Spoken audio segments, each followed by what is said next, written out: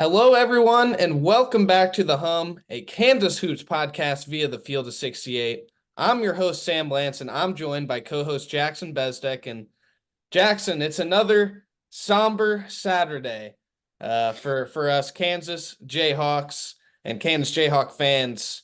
Kansas just fell to Baylor about an hour or so ago to give Jayhawks their seventh loss in conference play, which now marks the most losses in the Big 12 Conference play under Bill Self, and also the most at Kansas since 1988-89, Roy Williams' first year, and the year after Kansas won a national championship. So we got a lot to break down today. Let's get into it. Episode 27 of The Hum, a Kansas Hoops podcast.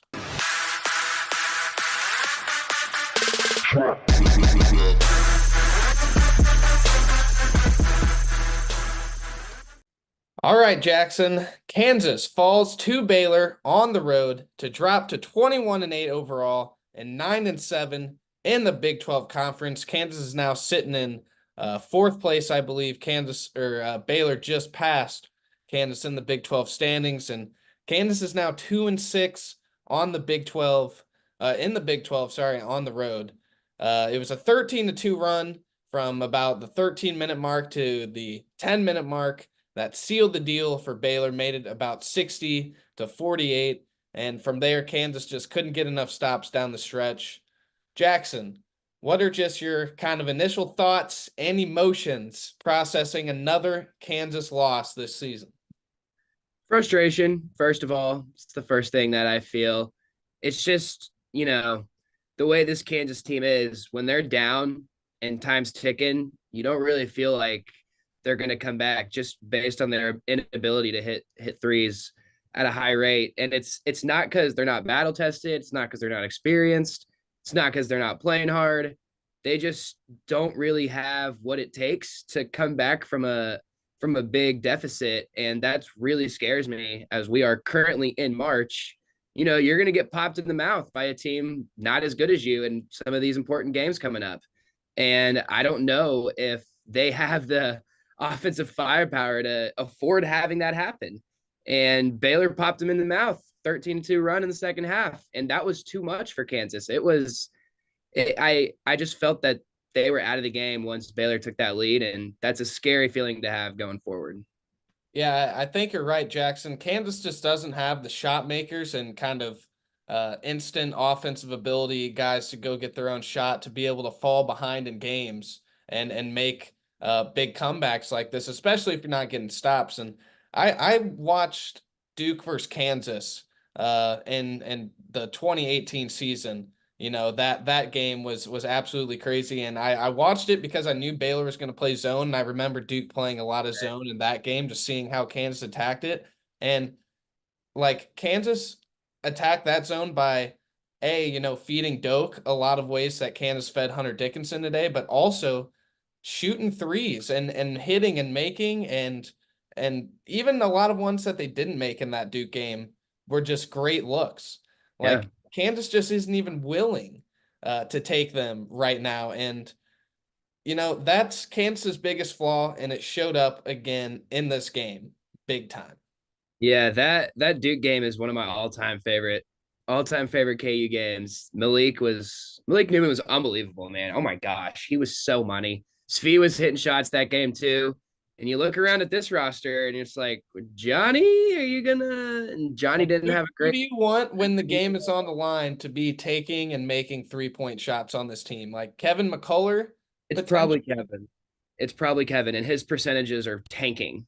First game back in a while, but all through Big 12 play, the percentages have been tanking. So there's really no efficient option. I guess a wide open Johnny look is what I would ask for, but yeah, it's not. And I actually thought Kansas did great against Baylor's zone. It's just, it was for two every single time. And like we talked about, yesterday, Baylor's a team who scores in threes. And when they're scoring in threes, you can score in twos, answer back every time, but you're, taking a step back every single possession.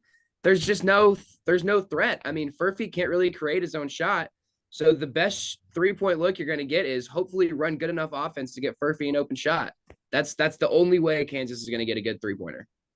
And what's crazy about this loss, Jackson, the 82-74 loss to Baylor, is that Kansas shot well. Like they shot Yeah. 65% from the floor in the first half, 49% in the second half to combine for I think 56% and this or 55%, 32 of 58 from the floor, 4 of 13, 31% from three. Very low volume, but to shoot that percentage on the road and Mm. still come out with a loss is very, very demoralizing, honestly, for Kansas. And Kansas shot 65% in the first half and was down one. So that's just not good. It's not a good recipe for success for Kansas. And Baylor ends up only outshooting us, I think it's 7 of 17, so outscoring Kansas by 9 points from behind the arc, but it felt like a lot more than that. It felt like Yeah, way more.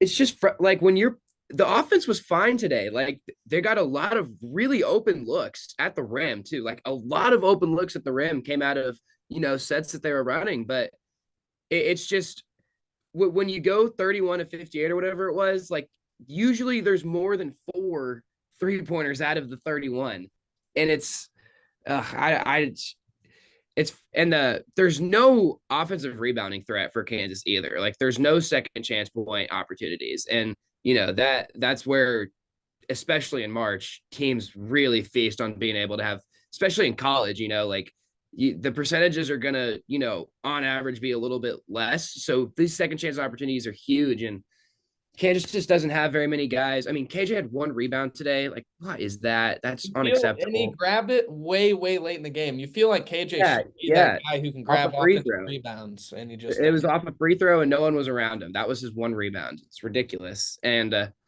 yeah, but I mean, like just in terms of the offense and what we saw today, that's the best, not the best. That's one of the better versions of Kansas offense that we're going to see the rest of the season, just based on personnel, the lineups you have out there. Like I thought they got a lot of open looks.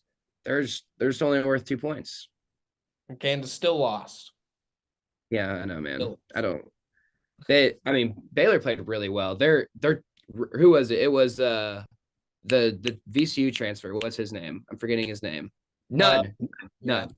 Him and Ray J were a combined 14 of 16 from the field. That's brutal. That's pretty brutal. And a lot of Ray J's were down the stretch too.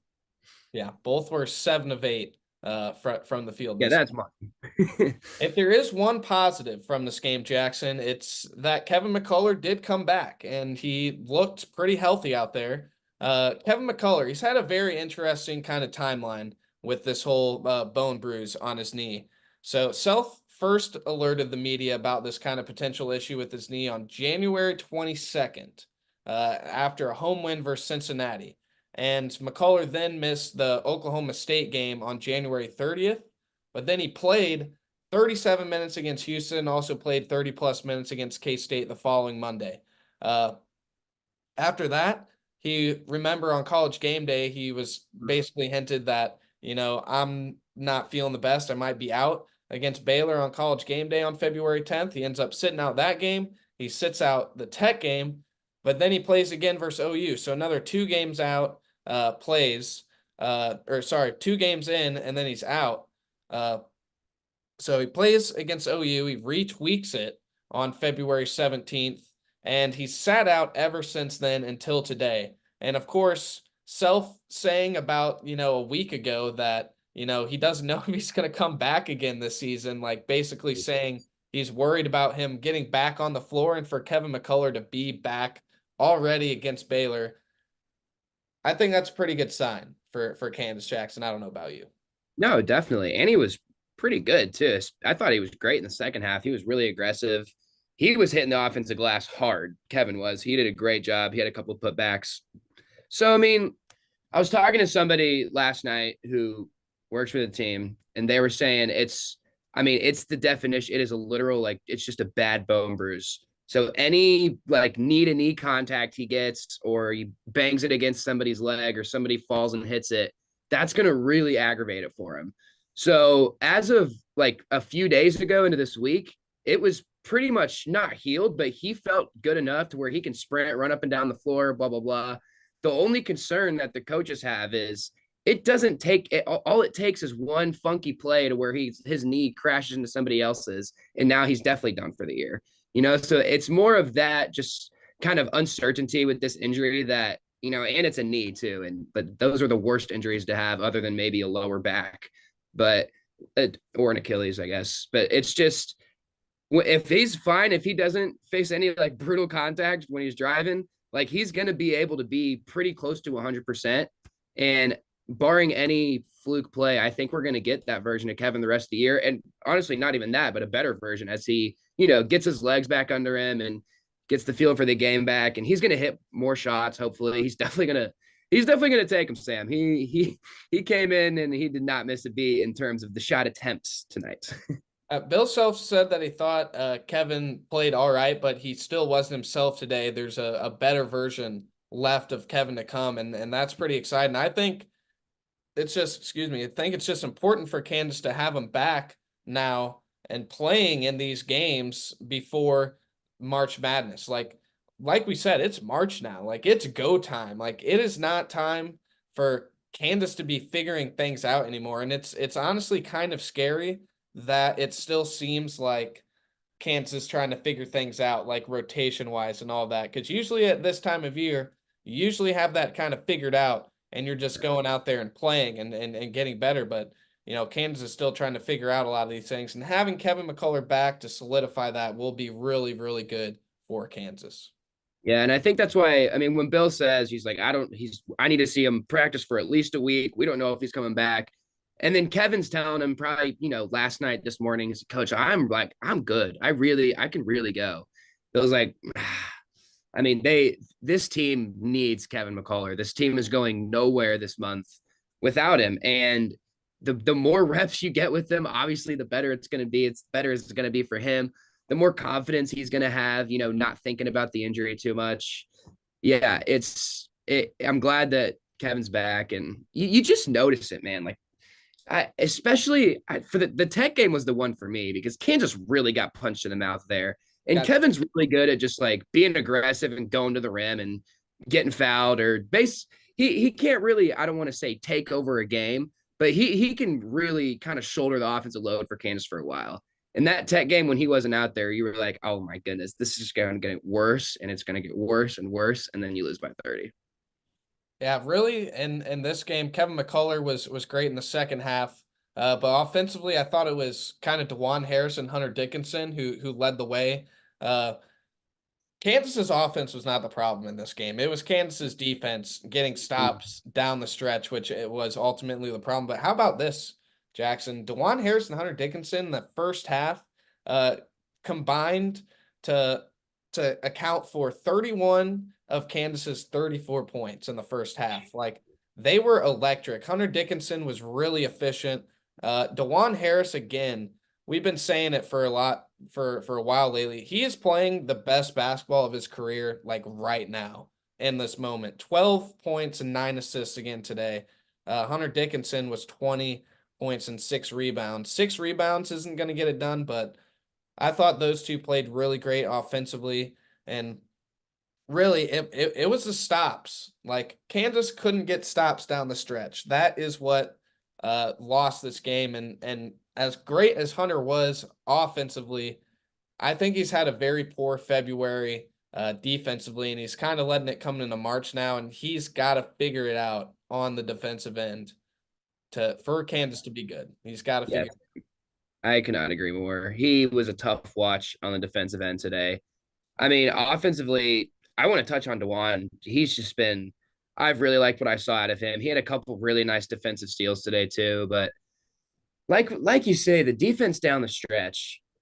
When we talked yesterday, and we're saying if this team has any identity, it's got to be them really harnessing down the defensive end of the floor and taking it personally against teams like Baylor.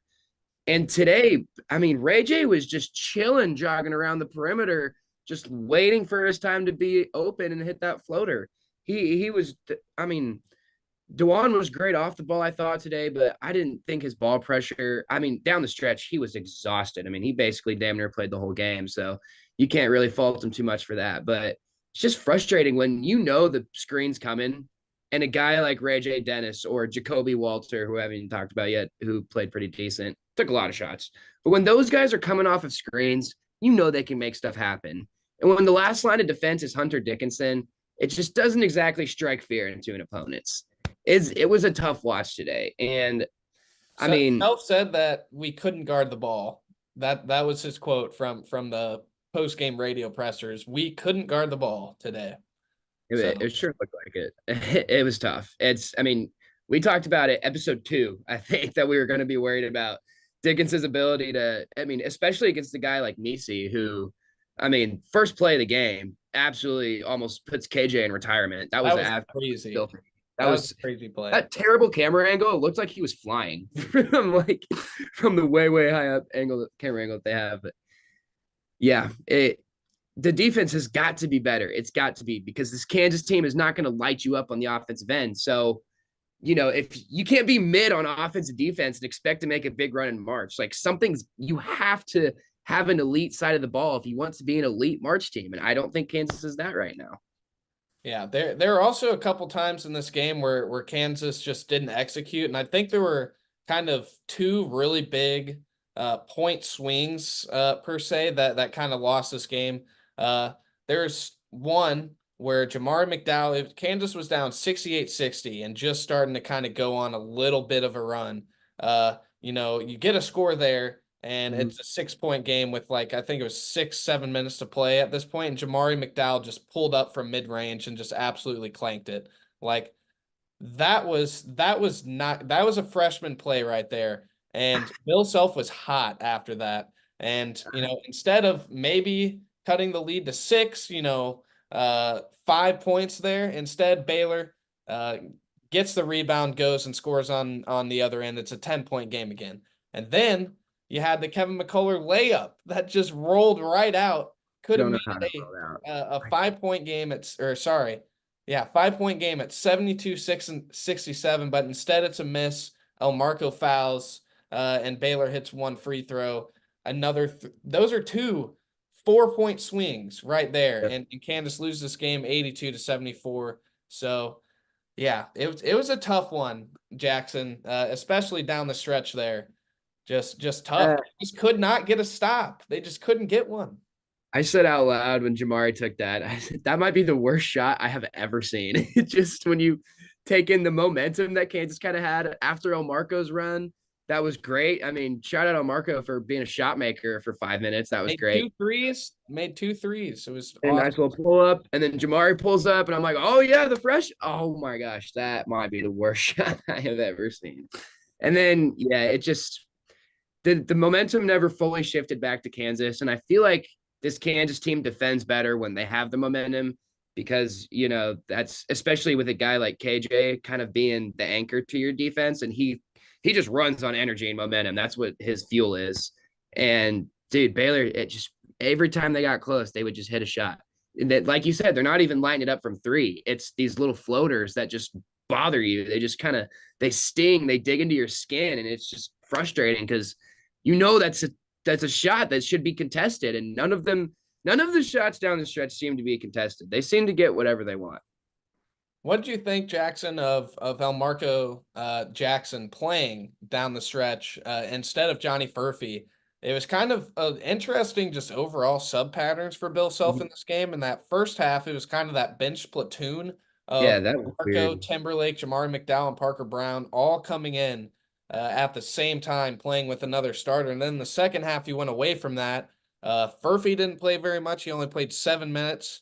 He went with Marco, who played 12 minutes. And then Timberlake only played 1 minute in the second half. And Parker Brown, I'm pretty sure he injured his knee or something. Yeah, he went to the locker room, I think. And in the first half, I forget exactly what it was that he injured, but or I think it was his foot that the ESPN broadcast said, but Parker didn't play at all in the second half. But yeah, what do you think about Marco down the stretch? Bill Self going with him, and do you think there's a reason why Bill Self went with Marco instead of Johnny? I mean, the reason why is Marco is making shots. I think Bill, that spot is going to just go to whoever is hitting shots today. Stay out there and keep trying to hit him. But Johnny has to be in that game, in that situation. the way that game has gone, you know you can feel it with about 4 or 5 minutes left that you are going to have to hit threes to come back in this one. Johnny has to be on the floor. I think KJ should have been the one to sit personally. I just don't. The KJ conversation heading into next year is going to be really tough. I think really tough with Flory coming in and Dickinson likely coming back and Dewan likely coming back to run the point. The I spacing is don't going to be weird. really. It was weird today, man. It was freaking weird today. It's I mean, teams are able to double Hunter so well. Now, Hunter's been a lot better dealing with that as the season's gone on, I will say. But imagine KJ out and Johnny in and Elmarco in with Hunter. You actually have threats from the outside now on both ends of the floor. And when KJ's in there, he's just setting screens for Dewan at the top of the key and short rolling. And the short roll works sometimes, but when Dickinson's on the opposite block and we really need a bucket, the three guys in a 8-foot circle, not going to work. It's not going to work. Having Johnny out was criminal, I think, down the stretch. I didn't mind Elmarco being in. I want to reiterate that. I liked how Elmarco played. He was aggressive. He didn't really do too many dumb freshman things in a big game, which is good to see.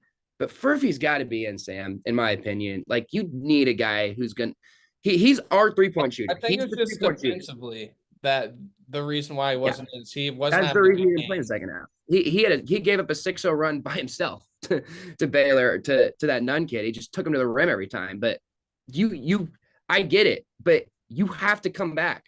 You're never gonna catch up. You can get all the stops you want, but you still have to put the ball in the hole in order to catch up. And it wasn't KJ's night tonight. Even though he was 3 for 3 when he was at the rim and put it in. I down the stretch, you got to have your shooter in. You just have to. I don't care if he's getting scored on the other end. You have to have him in. Yeah, I agree. Well, Jackson, Kansas falls again, 82-74 in Waco. Hunter Dickinson and Kevin McCullough leading the way as they have for much of the season for Kansas, 20 points apiece. Really, it was the rebounds in this game that kind of got Kansas. Baylor out-rebounded Kansas 31-23. Hunter Dickinson only grabbed 6, and McCullough only grabbed 5. Those were the two highest for Kansas. Everybody else has 1 rebound besides Furphy, who had 3. Furphy really, again, struggled. This is now 2 games in a row where he hasn't really been great. He had 6 points in this one. He played a lot less minutes. We mentioned Dewan was really good, 12 points, 9 assists. Jamari really didn't give much off the bench tonight, nor did Timberlake. And then Parker, as we said, got injured there in the first half. So, yeah, rough one for Kansas again. Talking about another loss here on the hum. And after Kansas started 12-1 to start the season with a lot of those really good wins and just 1 loss to Marquette, I'll tell you what, Jackson, I did not see this coming. Us talking about this many losses in Big 12 play, but here we are. Here we are, Jackson. I was not expecting that either. I was not expecting this team of a bunch of upperclassmen to just suck on the road. They just suck on the road. It's so embarrassing. 2-6 on the road now, and the KU fans really have been going pretty crazy on Twitter lately about this team. So that's what we're going to discuss here in the Under 4 really fast. Is it fair to say that this is one of KU's worst teams under Bill Self? Jackson and I discuss it next in the Under 4. As you guys know by now, we've partnered with BetMGM this season. We'll be using BetMGM lines to make all of our picks, and we'll have special offers for the listeners and the viewers of the Field of 68 as we all get ready for the best month of the year, March Madness. If you haven't signed up for BetMGM yet, you can use the bonus code FIELD150 and you will get $150 in free bets on your first wager with BetMGM, regardless of whether or not you win that first bet. Here's the best part. All you need to do is deposit and bet $5 of your hard-earned money. This is how you make it work. Download the BetMGM app and sign up using the bonus code FIELD150. That's FIELD150. Deposit at least $5 and place your first wager on any game. You will receive up to $150 in bonus bets regardless of the outcome of your bet. Just make sure you use that bonus code FIELD150 when you sign up. And remember, BetMGM is now available in one wallet in select states. As a New Jersey resident, this is super convenient when I have to go cover games in Philly or New York, which happens quite a bit. When you cross state borders, you just log into your existing account and fire away. You don't have to create a new account in each state. It's easy, it's simple, and it's clean. And most importantly, we have some fun stuff coming up for the conference tournaments and for the NCAA tournament. Bet insurance tokens, college hoops odds boost, and my personal favorite, a nice little parlay boost here and there. So download the BetMGM app and sign up today. Big news, guys. I am thrilled to announce that we have partnered with Autograph, a company founded by the GOAT himself, Tom Brady. The Autograph fandom app gives you access to the best college hoops content, fan contests, and exclusive rewards like discounted tickets, all for doing the things that diehard fans like you already do, following your favorite team in the news and listening to podcasts just like this one. When Tom, and yes, I am calling him Tom, we're on a first name basis these days, co-founded Autograph, he had one mission in mind: change the fan experience for the better. It works like this: you get all of your college hoops content you want in one place. You get articles from your favorite writers, pods from your favorite hosts, contests from your favorite creators, all on the feeds and the sites that you already enjoy. But instead of having to go to all these different places, it all comes to you in one spot, the Autograph fandom app. But here's the best part: the more content that you consume, the higher you rank in the app. As you consider to level up in status on the app, you can unlock unique rewards curated exclusively for you. So download the free Autograph app in the App Store and use the referral code F68, that's F68, or tap in at the link in the description below or in the podcast app of your choosing to start earning points for doing something as normal as listening to this very podcast. Welcome back, everybody, to The Hum, a Kansas Hoops podcast via the Field of 68. Jackson and I are back here at the Under 4, and we're posing the question now because I have seen it literally all over Twitter. This team is the most frustrating team that Bill Self has ever had. This team is the worst team Bill Self has ever had. Let's just pose the question. Jackson, I'll throw it to you. Is it fair to say that this is one of KU's worst teams or the worst team under Bill Self? Remember, this team was the preseason #1 team in the land. What are we thinking, Jackson? I think it's fair. It's not my choice, but if you're going to make a Mount Rushmore of Bill's worst teams, this year's on it. I think it's on it. The team I would pick was also preseason #1, funny enough, the 18-19 Dedrick Lawson team. The difference, now that team went 12-6 in the Big 12, but was worse on the road, 3-8 for the season on the road for that team. That team also had Doak injured in the middle of the year, did they not? Yeah, but and LeGerald left the team halfway through the year too. And the point guard was a freshman, Devon Dotson, and who was supposed to be the starting point guard was freaking Charlie Moore. Like that the reason that team is worse to me is because I never felt like they ever had a chance. Like, and you can actually, it's a decently comparable team. Like between Dedrick and Hunter, they kind of both feel like empty stat guys at this point, just kind of automatic double doubles that didn't really mean anything at the end of the day. LeGerald was kind of the McCullough role, the experienced veteran who took all the shots. And then the difference with that is he got so pissed at Devon, he just literally quit. And I just, that season was just such a disaster. You look at the games they did lose, none of them were close. The Iowa State game in the tournament was a double-digit loss. Auburn could have beat us by 45 if they played their starters the whole game in the second round if they really wanted to. Kentucky put a beating on us in Lexington. No chance in Texas. I mean, it was just no chance against Tech. That was another 30-point loss to Tech that season. The difference with this team is there's enough, like Hunter Dickinson's one of the best players in America. 18-19 didn't have that. Kevin McCullough's one of the best players in America. 18-19 definitely didn't have two of those guys. So I think it's tough to say this is the worst team ever when you potentially have two All-Americans on it. That's just my thing.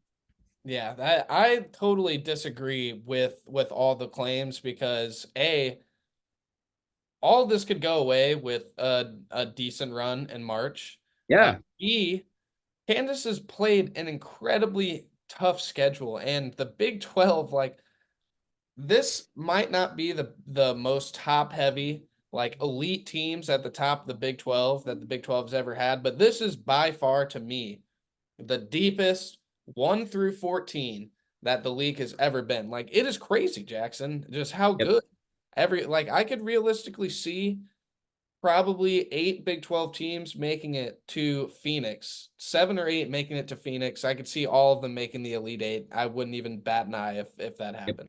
Like, Yep. this team, I think you're right. It's the 18-19 team, and it's the COVID year, like not the, the 2021. tournament. Yeah, 2021. 2020, That 2021. team, Jackson, was hard to watch. Mm-hmm. And they got Oh, yeah. destroyed by USC in the NCAA tournament. I was there. That game was a horrendous game to watch. That So team almost lost to UTEP in Allen Fieldhouse. Just saying. That's a pretty bad. I'm pretty sure that game was I think that was in the T-Mobile Center. It might have been That season it was in Allen. It was the kid who went to Tech, Bryson Williams, was still at UTEP, and he had like 28 and didn't miss from three. I mean, you make a great point about the Big 12. The 18-19 Big 12 season, K-State was first. That was a very winnable conference season that Kansas did not win. Versus this year, it's loaded. Yeah. And Houston's one of the best teams in the country. They're number 1. So, yeah, I still think that this Kansas team can easily get to Phoenix. Like, I know there's a lot of teams that I think can get there, and it's all going to depend on the bracket, but this team is still good. They were the preseason number 1 for a reason. They have 2 All-Americans. It's just the no bench thing that's scary, but I really think, Kansas could get to Phoenix, and everybody is going to be laughing if that happens about, oh, wow, we were so stressed about this team all season long for what? So, yeah, I'll just leave it at that, Jackson. Just leave it. I mean, it is not the worst Bill Self team.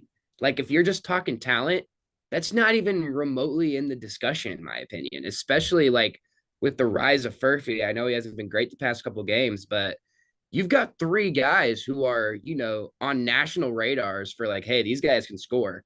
And then you got DeJuan Harris, who's one of the best defenders in the country and passers in the country. And then, like, we haven't said KJ's name. It's just kind of ridiculous to me, but whatever.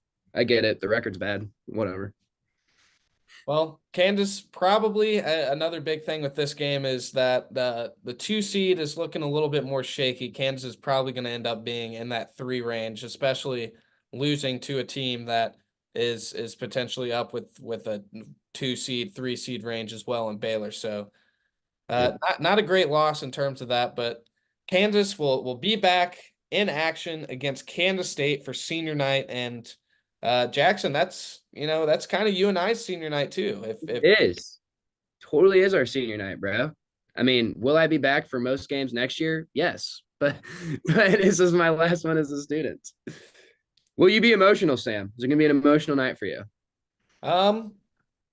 Honestly, it depends on who speaks. Like, if somebody like if Kevin speaks and like starts saying some stuff, then maybe, but I don't know.